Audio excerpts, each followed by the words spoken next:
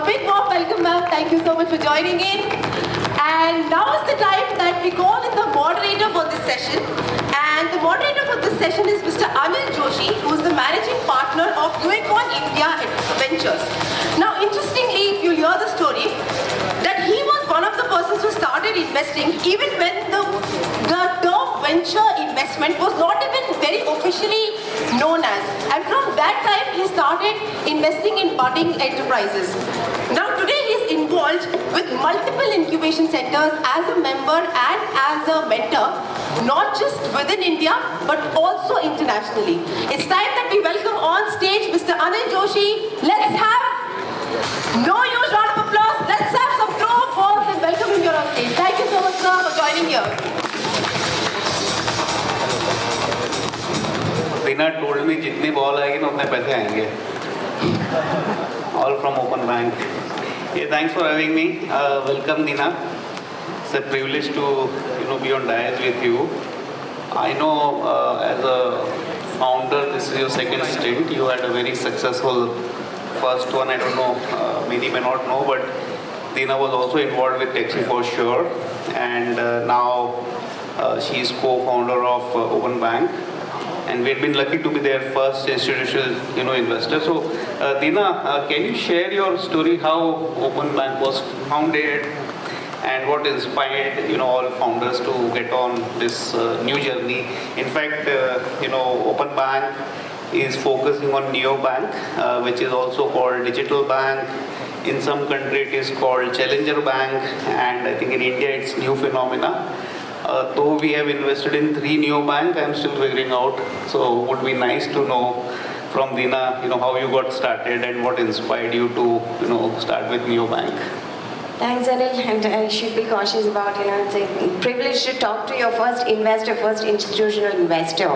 And that reminds me how tough and what a time of start we had to before meeting them and having the first check. But talking about the journey, I think the way it started was 4 of us founders, we were in the eye of the problem, and all 4 of us believed in one thing, that you should set out to solve a problem that you have faced and you are passionate about.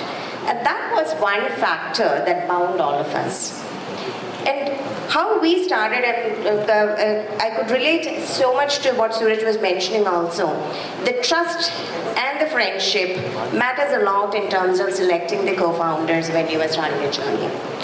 So when it came to starting Open, prior to that, yes, during our Tax for Sure days is when we met the other 3, when I met the other 3 co-founders, and so we had a relationship prior to this. How it started was, they gave a mind-blowing solution for a tough problem we were trying to solve solving for the growing issues we had in driver settlements during the Taxi for Sure days.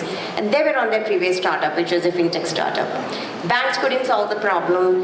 There were multiple fintechs coming together who were not able to solve the problem of probably, when drivers are on the street, we had to do the settlement then and there if we have to get their commission prepaid. If we leave them, ask them to pay later, that was just bulking up as our commission receivables. So this was a simple problem we were trying to solve, but unfortunately, nobody could solve that as a banking system, whatever. So that was the beginning of how we connected, 4 of us, and it was almost a 6-year friendship journey, and then discussing about various things, which led to in 2017, from different walks, we had similar issues that we faced as entrepreneurs, earlier entrepreneurial journeys that we faced. In terms of handling finance has always been complex. So this is what we set out to solve. And when we took that decision, it wasn't the best of the times. All of us were holding, like, probably at that point in time, each of us would have had a decade, more than a decade of experience, and we were all, like, in different stages of life at that time, living all of that and coming together. Had to have some kind of trigger in terms of, we really have to solve this problem. And that's how we started in 2017, with nothing but just a dream. and then going and meeting investors whether somebody would believe in. Thankfully, we got the first check on day one itself, small check which could sustain us for some time. But after that, it was a struggle because the fact that we were solving for SMEs wasn't the best that any of the investors wanted to hear about. SMEs in India comes with the tag of they don't pay, they don't shell out money. There are a whole lot of issues which come along with that. But what sustained us, what pushed us going forward, what pushed us to go forward is the fact that if people are struggling with a problem, they are definitely willing to pay. There is a way to make money out of it at some point. But whether it is money, if there is a business model, of course there's a way to push it forward. So that was the genesis of Open. Oh, very interesting. I actually have a lot of investment in Kerala, and I think one of the most successful portfolio, from Kerala. Most of, Mallus are very, pro on high-tech, robotic, things to do with IoT. They are the only unusual Mallus who are trying to solve complex problem related to money. Open Bank, was one of the pioneer, in online banking. How has, fintech landscape evolved since inception, and how has been the regulatory challenges for you which you can, to be here? So I would say that particularly for fintech, last 10 years, last decade has been very, very interesting. So it all started with the entire, right from the UPI, then coming to the digital lending, and now as we speak, including the RBI innovation hubs, the kind of innovation that is coming right from, NPCI to RBI to the ministry. I would say that it is, the government and the regulator-led innovation I haven't seen in many other countries, different parts of the world happening the way it is happening in India. So that's one good part. And that also comes with a lot of, the regulation is changing, but at the same time, innovation is happening at a much faster pace. And that comes with its own challenge, which is where, the regulation sometimes doesn't support the kind of innovation or the pace that's happening. Sometimes there's a catch-up game. Sometimes, the innovation happens and then regulation comes in to say that looking at the pitfalls, putting a brake to the whole thing, which could even be, very, very difficult for certain business models to go ahead.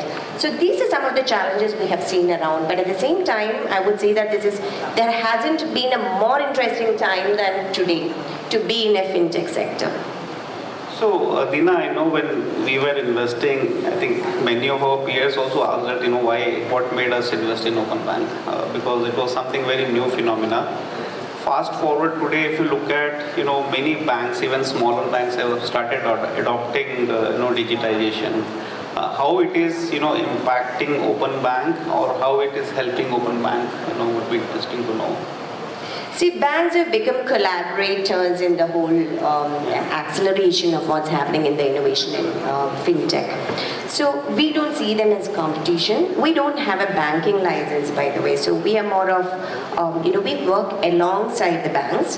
And that is where we have found the sweet spot of even the banks also, for that matter. They have been cases, and today we power almost top 10, all the top 10 banks in terms of their internet banking for businesses and SMEs. So that is powered by the solution we have built. And that's exactly where the license part, when it comes from the bank, and the banking part of it, everything else which is related to running a business, which is right from your taxes to compliance to payments, everything come right from the system that we have built. So that is where collaboration is the key, and always think of, whenever we think of products, we should think of ecosystem play, even while disrupting, and that's the key.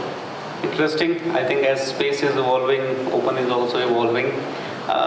There had been a lot of questions around fundraising. I think it would be very interesting to know, how Open Bank has, been through that journey. I would, allow Deena to elaborate, but I would share some instances that we would sign an agreement.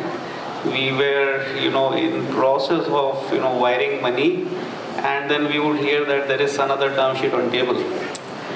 This didn't happen once, that didn't happen twice, that didn't happen thrice, but it kept on happening till time they became, unicorn. So, would love to hear from Deena. I wish, like every startup or any individual who's fundraising would like to have this kind of journey. What you did exceptionally, so that every single investor just wanted to be on cap table even before you had closed your previous round. Thanks to the first institutional investor who took a bet on us. So as I mentioned, 2017-18, when we went on the funding journey, it hasn't been queued at all. And there have been times when we were questioning and wondering what is going to be the future. Will there be money? I mean, there are times, I was just sharing right before the session also with a couple of them. Initial days, some times of the month when on the 28th we were sitting and figuring out, on 30th we really have the salary day coming, how do we honor the checks? And how do we, take forward for a few? There are friends who just, transferred 2 lakh, 3 lakh kind of requirement we had at that point in time. And there are friends who just transferred even without asking any questions and said, return whenever you can. So those were the days. We had to go for multiple investor meetings because as I mentioned, this whole apprehension around, will this work? What is this whole idea about? What is this product about? The banks do this. There is accounting systems who do this. There are government systems how will this work? I mean, those whole apprehension. So from those days to, I still remember the first check. I mean, I would say that the angels are real angels who doesn't even ask for what you are. They invest for the team, for the kind of vision, and because they believe in the way which you are solving a particular problem. So we've been thankful enough and lucky enough to have the initial angels, people like you who really saw there is some potential, something that we can believe in what they do. And then I think beyond that, the biggest thing that we were able to do in the whole fundraise was beyond, once we didn't wait for the perfect product to come. We took almost 5 years to build the dream that we had. But we went into the market with the minimum viable product and the most important feature that the customer would want to, the key of the problem that we were going to solve with. And that's where customers gave us the confidence that what we are doing is right, not the money, not the investors. But the customers gave the confidence that what we are doing is something which the market requires. And that was proved by the traction that we got for the small MVP we went into the market with. And seeing that is where the first banking partnership, because banking was very important for us. The banks didn't believe. Initially, the customers, they didn't believe. But when the MVP started gaining traction, we started getting the confidence the customers needed. Banks started getting the confidence they are doing something different. Maybe, it makes sense to collaborate. And that's how all of this snowballed into investors getting the confidence. And we also started putting it out there, what we are doing. At the end of the day, people should know what you're doing. And that's how, investors, it becomes an ecosystem play again. Like, people come to know what you're doing, customers love, partners love, and that's how investors also notice. I think it went as we never chased valuation, and I don't think any four of us, between the four of us also, we never believe in valuation is something which leads the company. But it's all about, the value you create. And that was one single focus, and that can happen only if you build products which customers love. And that's something which we have kept at the heart of building open. Interesting. Believe in value, don't chase the valuation. I think one interesting takeaway for me at least, solve a problem and be customer centric. I think valuation will follow you. Deena, you have good mix of investors on cap table. You have some friends and then angels and then people like us, and then you also have hedge funds and mix of large institutional investors. How easy it has been to manage those kind of relationship? I think it would be very interesting for somebody in audience, right, who are looking to raise money. And I know it's not easy task. One advice to all, never always optimize for the investor is like partner selection. Always optimize for the person or an institution that believes in your vision, and you probably say no to money which is colored.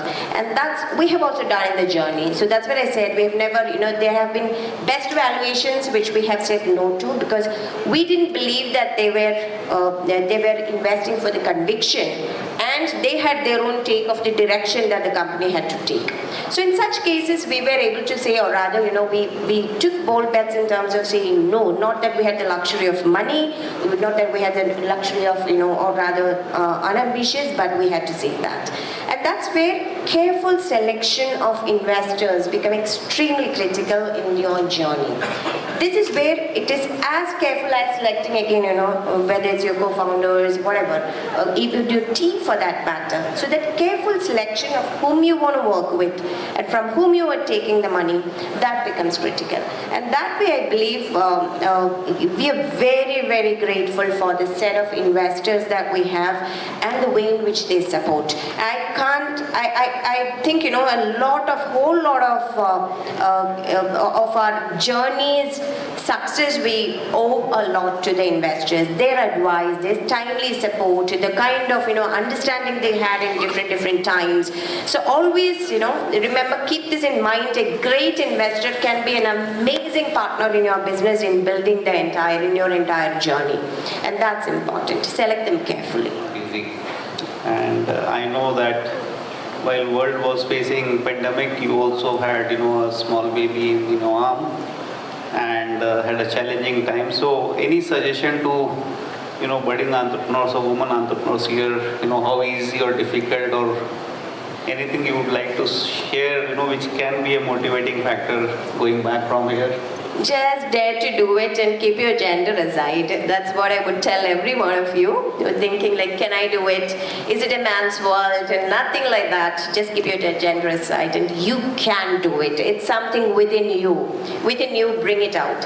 And as Anil mentioned, yes, I had open was my first baby and then I had my baby after almost a year. I still remember going on a maternity leave for 2 days and then coming back and closing Series B, because Series B, the meeting happened right before the delivery and we closed the investment within 2 weeks. And that's where, I don't think any of that. My biggest worry when I went into the living room was like, oh my God, salaries are coming, I have to do this. What will happen? But it all happened. I'm telling you, and today my daughter is 4, Open is 6. And that's where I believe she's just been like, that made us believe in. Today if you come to Open, we have a room completely set up for women, a women's wellness room, we have a baby care room, we have like a feeding room. So these are the times when we had a small 1,600 square feet office when I was going through my pregnancy, and that's what was an eye-opener for me. Why the women are not coming to work? I mean, is there sufficient support system we are giving? So these were all the things which came as a part of it, and that's where I believe, it is for us to watch out for others too. When we talk about women not coming forward, working for them, all of that, it's very important. We are also sensitive about the requirements and support them as well. But at the same time, as a woman, never let your gender hold you back. No, very interesting. I think very motivating. Deena, you being in such an industry, where regulatory challenges can come up anytime, and especially when you are, involved with RBI related issues, how did you manage, those, or any suggestion how to mitigate regulatory challenges? Because as an investor, that is one of the red flag, and I think if anybody starting here, any suggestion for founders here, how to manage or how to navigate?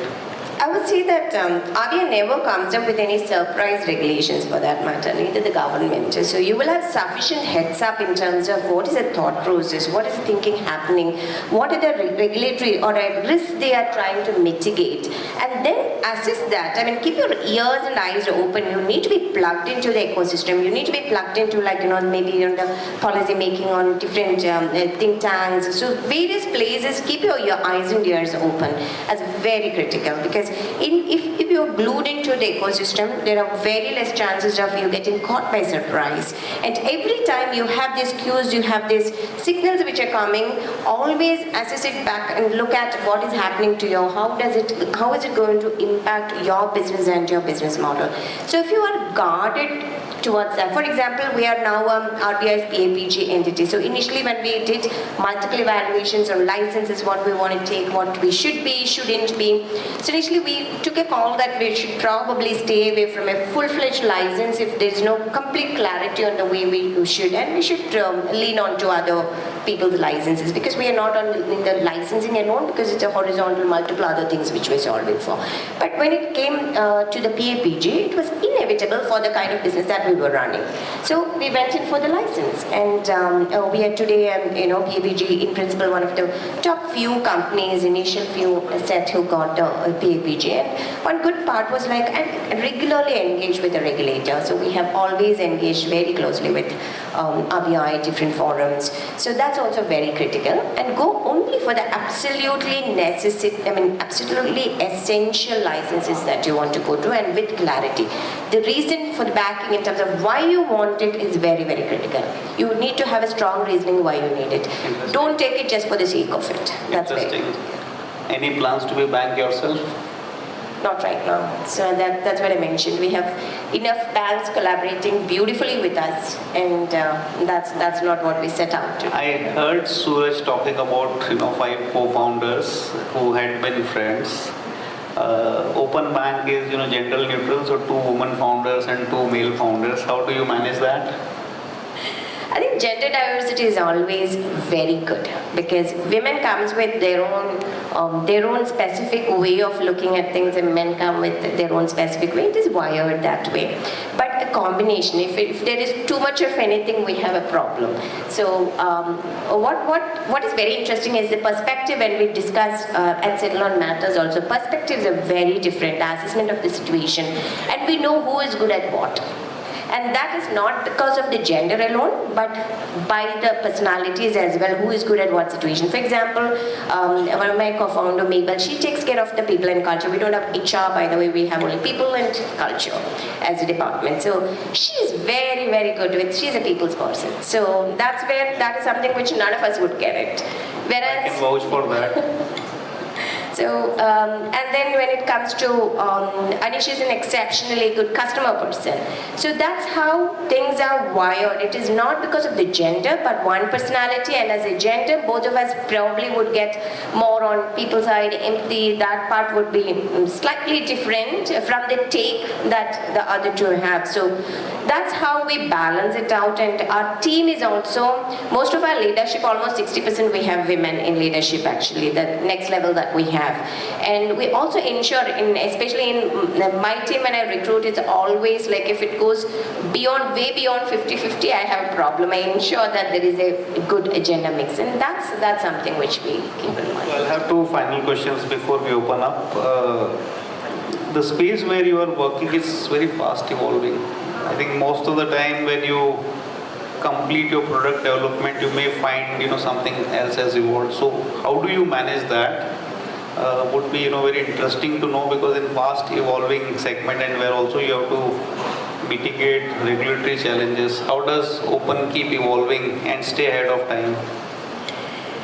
I think the most important thing to keep in mind is customer center, everything, do everything around the customer. Always keep a channel open with them. They are the ones who will tell you what you should be, what you lack, and what the market lacks also. So which is why, for example, when we look at the product management part as well, we have the entire customer success team, the sales team, marketing team, inside sales, all of them working alongside the product, and they also going out in the market to meet the customers. And then we keep our eyes and ears open to the entire landscape, what's happening, like what are the new products which are coming, and this keeping in mind the specific problem we are solving for. So that will tell you the kind of the newer gaps, and this is also important to keep an eye on different geographies which are similar to you, to understand other innovations which are happening at a different scale, different thought process. So these are the overall 360 degree that we keep our eyes on, and that's how the product management is also like the entire thing is trained, customer at the heart of it, and they will tell you what is required. So is it currently only India for you, or you also have international operations? We have just foreign into. So India still remains the primary market for us, and India, there is a huge opportunity to plug this gap. So it is India first for us before we look outside. So it's very interesting, as an investor at least I have noticed before even getting some traction in your local market, actually most of the founders want to jump to different geography. I think it's a very important learning, Deena, that focus where you can grab more. One more important thing, that it's very important to build something what customer wants or consumer wants. Most of the time I've seen founders have been busy building what they want. And I've seen companies going down the tube. Glad we are part of your journey. One final question, Deena, before we open up. What has been the most rewarding aspect of your journey as a founder of OpenPan? I think one thing that makes us feel very, very happy is to see the team. I mean, it is not about the milestones. There are moments, there are very happy moments, including the whole frenzy that we went through last year when we turned the 100th unicorn right from the... So how big is your team now? How big is the team? We are around 600 right now, 600. And that reminds of just the 5-6 people we invested in their company when they were just 12 or 15. I don't remember the exact number, right. But they have gone from double digit to at least 600. Glad to be part of your journey. So what has been the most... So I think, more than the number, what I feel is the people who trusted in us to be with us and chose to be with us and stayed with us and built.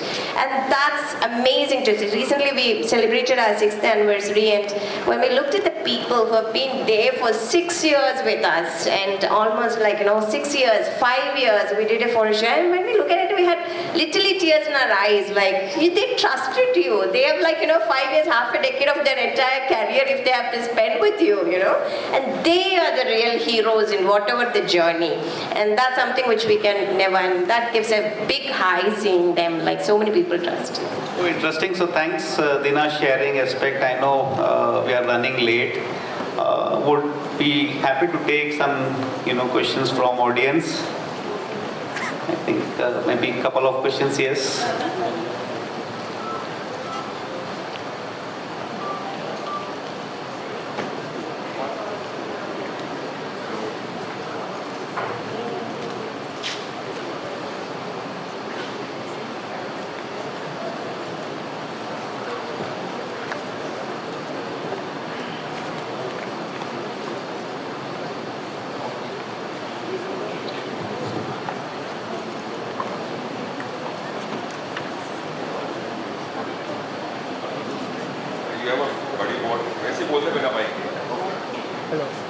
Hi Deena, I'm Neeraj here. So there is the Open Credit Enablement Network, Open 3 now rolling out slowly as we speak, right? Open Credit Enablement Network, Open 3 now being rolled out with refinements as we speak, slowly going live along with the account aggregator ecosystem. On the other hand, in a somewhat more ambitious note, protocols have also been released for the financial services vertical of ONDC. Now both are potentially very momentous developments for the economy, for the credit landscape and the fintech landscape. So what is your view on these two, more particularly with regard to Open? And how is Open placed to interface with these, or how does these developments figure in the future business plan? How do you see, are you going to use them, or starting a financial services entity might become like starting a cloud kitchen? That is an analogy, right? Because the delivery will already be there with Open, India-wide, right? So thanks for the question, and that also is a part of the great innovation led by the government and government-led bodies, right? Nothing else can beat such kind of innovations, but these are enablers. And what's happening is that while all of these are enablers, there is still for the last part of it, like for the customer, there are things which we need to still solve for.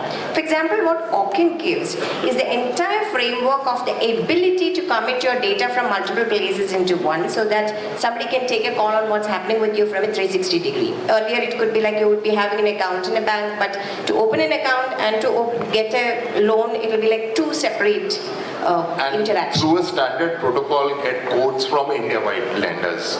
Basically, Exactly. everybody will be on the net. Exactly. So that's exactly what Okin does. Or when it comes to the ONDC, this is where the e-commerce from an enablement perspective.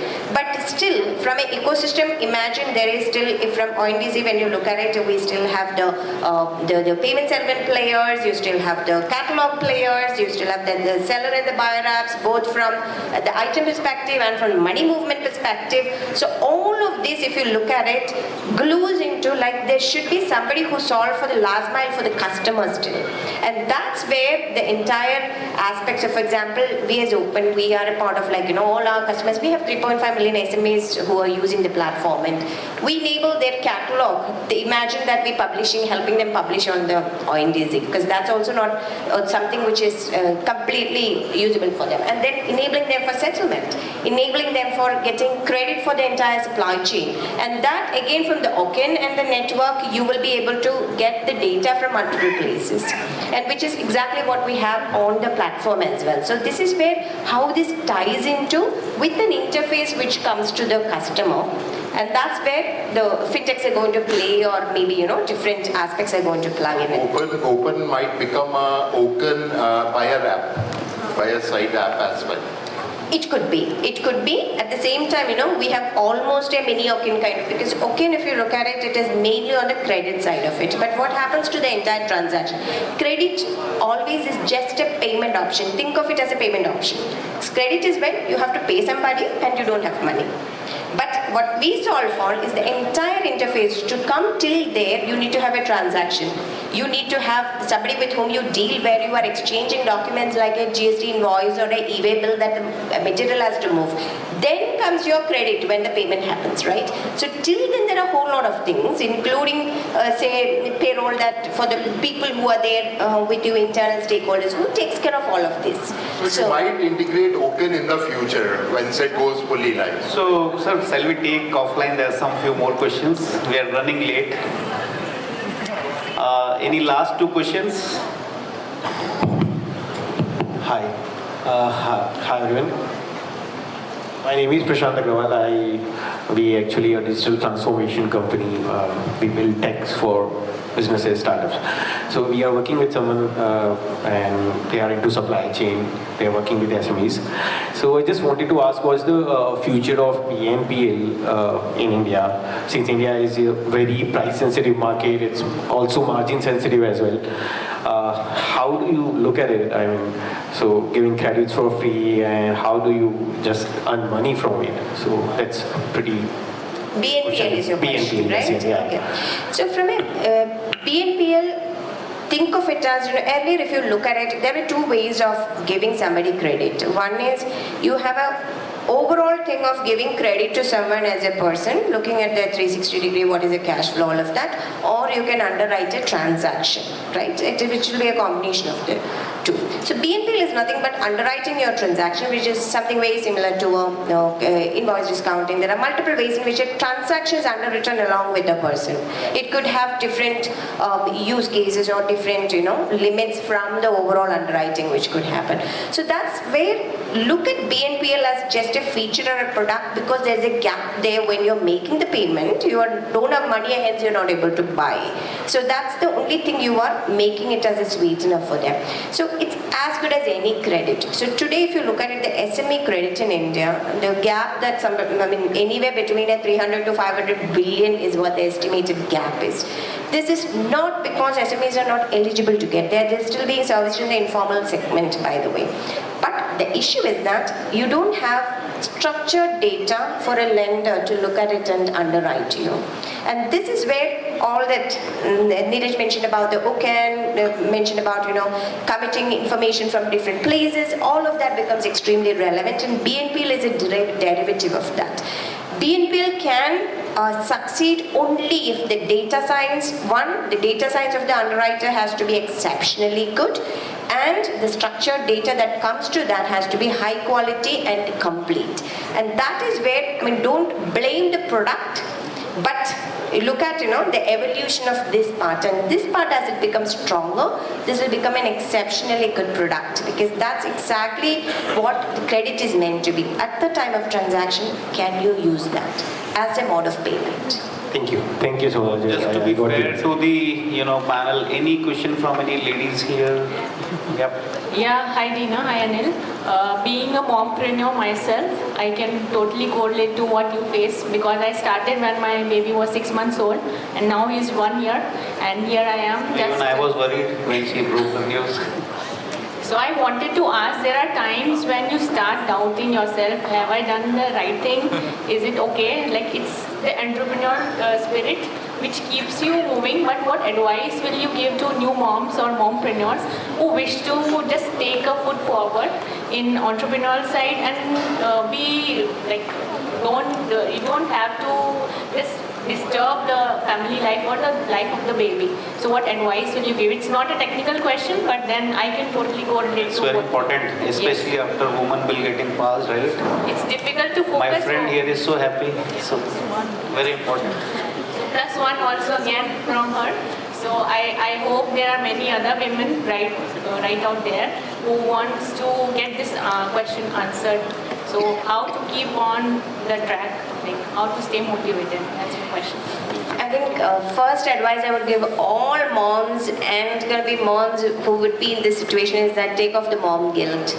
Your kid, I mean, that initial days when you leave them alone and go, and the way your heart breaks, that could be one area where you start doubting, am I doing the right thing? Should I be pursuing this? Should I be taking a break? But trust me, they just grow faster than we think, and they have no memory whatsoever of whether you were there at that point in time when they were really, really small, whether they are there or but your guilt will be at another level, because I'm a person who came out for meetings right on the 10th day after my C-section. So this is something which I can totally relate with, and I used to wonder, my little baby I'm leaving and going, am I a good mom or not? I think, now I've started coming out of that mom guilt, and trust me, always keep this in mind. And there was one friend's advice which was some 10 years back that I got right before I had my baby, and that time she was pregnant. I was working with ICICI. I still remember her word statement with me forever. So she was pregnant at that time, and she told, I'll never take a break. I want my kid to see me balancing my profession, excelling in that, and then taking off to family. And always I want to be that example wherein he feels I can do it all. I don't have to sacrifice one for the other. That's what I would actually encourage all of you. Please don't sacrifice. Please don't do anything that will make you feel bad later. But your kids will always admire you for what sacrifices you have done. Thank you so much. One last question from any other lady in the house? Yeah, one last. Can we pass the mic there? Over there.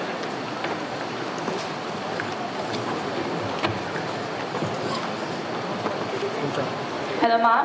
As entering the finance space, there is a lot of trust that is required by the audience and the people you are concerned with.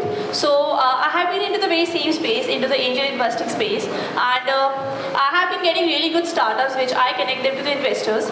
But still there is some concern that the investors show that whatever is happening, can we rely on a person who is really young, who might not be having that much of experience, what he might expect from a 40-year-old.